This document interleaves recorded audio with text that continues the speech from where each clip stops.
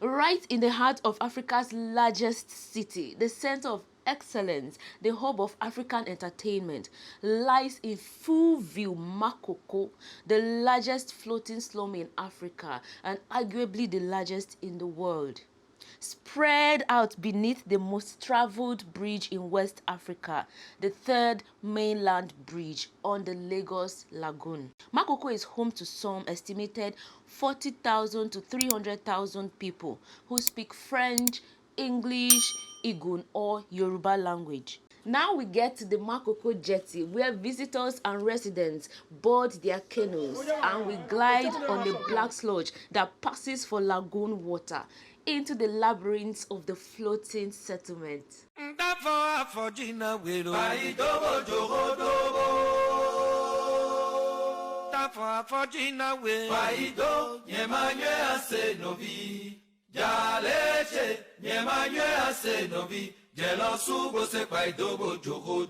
Guys, so we are in Makoko community, the largest floating community. Some people call it slum. It's the largest floating slum in Africa, and it's a community on stilts, as you can see.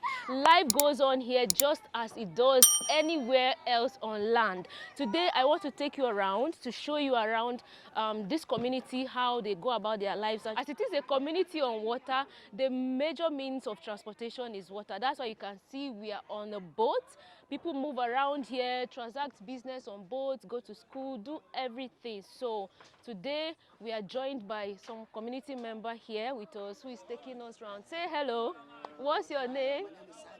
Sabe. One thing that has really fascinated me here is the sight of women peddling their canoes, some with babies on their backs, some peddling and selling their articles in the boat on this water. For me, these are things that are traditionally done by men. I mean, peddling of canoes or riding of boats. But here you see that there is a measure of gender roles. So you see women also peddling their canoes and going about their daily activities. This is life in Makoko.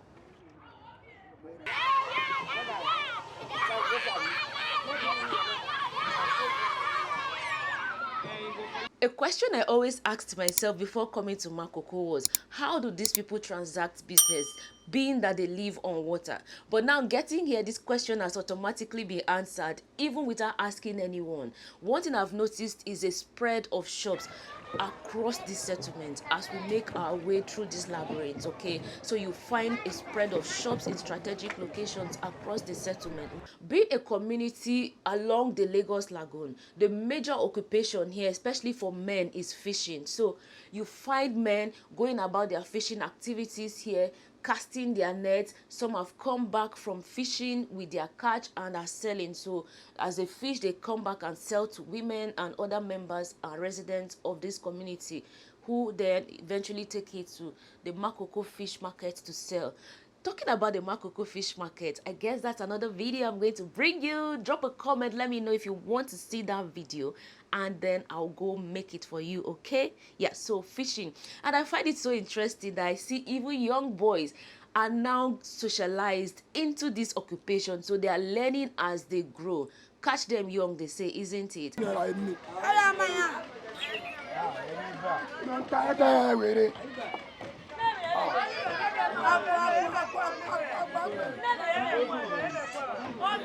I just spotted these young men weaving their fishing net. I just told you the major occupation here, especially for men, is fishing. So the fishing net is the major tool for their trade. Okay, now let's have a look. Well done. Who is going to talk now? Yoruba? Ah, guys, here there's problem. Me ma ko see Yoruba. Them too ko see English.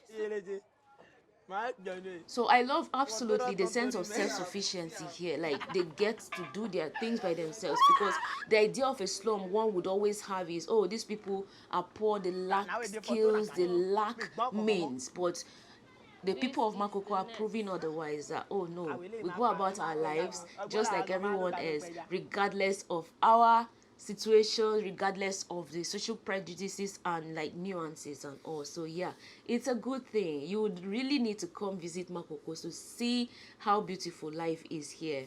I told you earlier that Makoko being on water, the major means of transportation here is with canoes. Like you see us moving in our beautiful big canoes. So our guide has decided to take us to where they carve their canoes. Very interesting. I love craftsmanship. Like, I just love, how people use their hands to create something very beautiful and useful. Now, this is how the canoes are crafted. Even though the craftsmen didn't allow us to film details of what they are doing.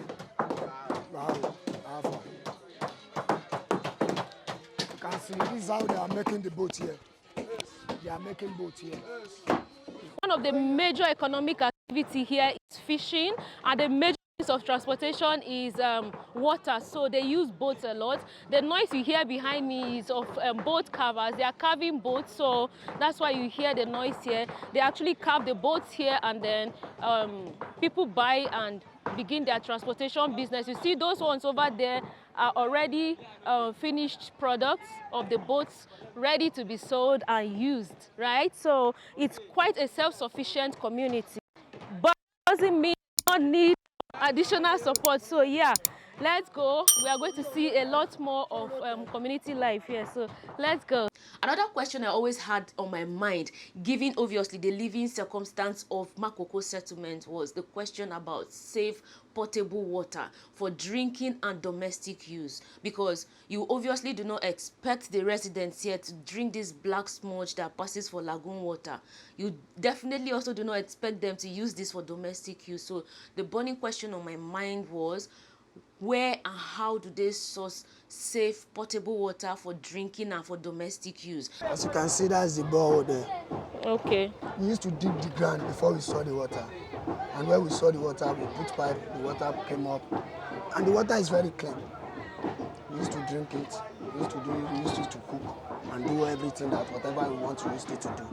That's what we used to do here. This is the only water that we have here that we used to use. We don't have any another water.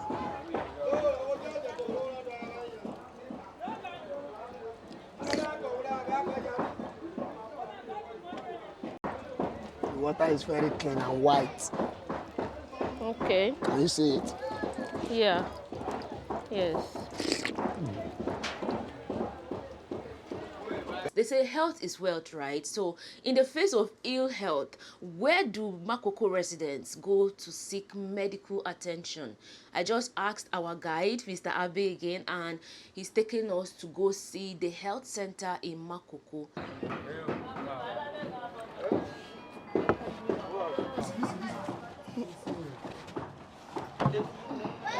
So now we are here at a health center, still on this floating community. We just want to have a look at it because health is wealth, right? So how do people in this community access health care? That's what we want to see, and the quality of health care that they receive. So someone is going to speak with us and give us an insight. So come with me. So here are the staff at the clinic. Good afternoon, sir. Good afternoon. Yes, my name is Grace. My name is Obed. Obed. Yeah. Nice to meet you. You're and welcome. Thank Really you. Appreciate it. Okay. And you are? My name is Elijah. Elijah. I'm the representative of the hospital. You're the representative of the hospital? Yeah. Okay, The so... doctor is not around yet now. Okay. Yeah, so how long have you been working here? Starting from year 2020. 2020? Yeah. So what do you do Okay. here? I'm employed as a laboratory and delivering and all those small treatments, malaria, other treatments also. Okay. Do you have any medical qualification? Not yet, but it's from our doctor. Okay, your doctor is the one that does all that. Yeah. And the doctor is not on ground. No, it's not on ground. How often, like, is he comes only when you need him? No, he always there around, but he just traveled last week for information. Okay. So you feel shows around, like your ward and other... Inside? Yes, inside. Where we see. Okay. Yeah? Open the office. Yes. Yes. Okay. Yes. So if person sick come hospital, now here the person go lie down. Yes. Okay. Okay. Yes. So these are the Yeah. hospital beds Yes. where people are admitted when they Yes, come in yes. here. They lie down. Yeah. So inside here, Nko. There is where they always prefer injection. Excuse. Okay. Excuse, can you pass? Yeah. Open it. It's your place. Okay. And here is the injection room. Yes. You can see. That's the injection room. Make house is where you get him.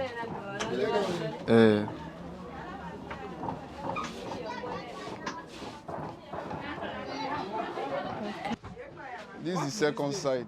Here's This, what? where if they want to deliver him. Okay. Yeah, yes. And here is delivery. This maternity. Here is the maternity room. Yes, sir. This Yes. is where new lives are ushered into the world in this community. Okay. You can see. This is the lab. You can see they have some Yes. microscope. There's so many. You can see it's actually also dark here, so Yes, it's like yes. power is not consistent Yes. as well. We are literally filming with torchlight, phone torchlight. yes. So in order to get this shot, Yes. and on this other side of the room, we have a computer here. So this is a makeshift lab and office. Yes. These are the female and the male nurses. Okay, how many nurses do you have here? There are 6 in number or 7, right? Okay, you run shifts. Yes. Okay. We need a help. Like the hospital, you can see the building out is big. That they need help to help them to some things are spoiled, which is never done. We need a lot of help if they can help us for that. Okay. Which I just showed you inside this clinic. It's a clinic that serves a lot of people in this community. But you will all agree with me that what you've seen is not up to standard enough. So I'm joining them to appeal to you. Anything at all, let's come together and do something for this clinic, okay? Like you can see, the bed frames do not have mattresses on it. So maybe we can decide to do something, you know, do some contributions and bring some mattresses to put on the bed frames there. You know, equipment, safety gears like hand gloves and everything that you know hospitals need in order to provide good and safe healthcare services. Let's do it, guys. I know we can do it, okay? So reach out if you want to make donations or contribute anything at all. And right? Yes. So appeal. Yeah, you see, they are very happy people and all. So let's do something. I also made my way to see a school because education is important for the continuity of any society, regardless of the location or the circumstance of the people. So I had a look at a school, but I'm going to bring that to you in a separate video. So fingers crossed, turn on your post notifications because you are going to enjoy the video. Absolutely, the school children will delight you. I love the self-sufficiency I see in Makoko because oftentimes when you hear, oh, it's a slum, there are slum dwellers, it's the biggest floating slum in Africa and arguably the biggest floating slum in the world, the picture it connotes is of poverty, of lack, of everything that comes with that label. But the people here have proven otherwise. They are living their lives just like every other person on land. They have schools, hospitals, markets, means of livelihood, even though they might not be up to par with what you have in the cities and towns and all of that. This is a testament that man is extremely resilient, and no matter the situation or the circumstance where man finds himself, is always going to make ways to survive. But what do you think, guys? Drop a comment. I'd like to know what you think about Makoko and this video. To those of you who returned, thank you so much for returning to watch. I love you guys so much. And if you've not subscribed, what are you waiting for? Kindly click on that subscribe button. Subscribe. When you do, tap on the bell and turn on notifications and select all. That way you will always be the first to know when I post a new video or I do a live stream. Thank you, guys. I love you. I will see you in my next video. Until then, stay safe, healthy, below abiding. I'm Virtue Grace, the African storyteller. Bye. Mwah.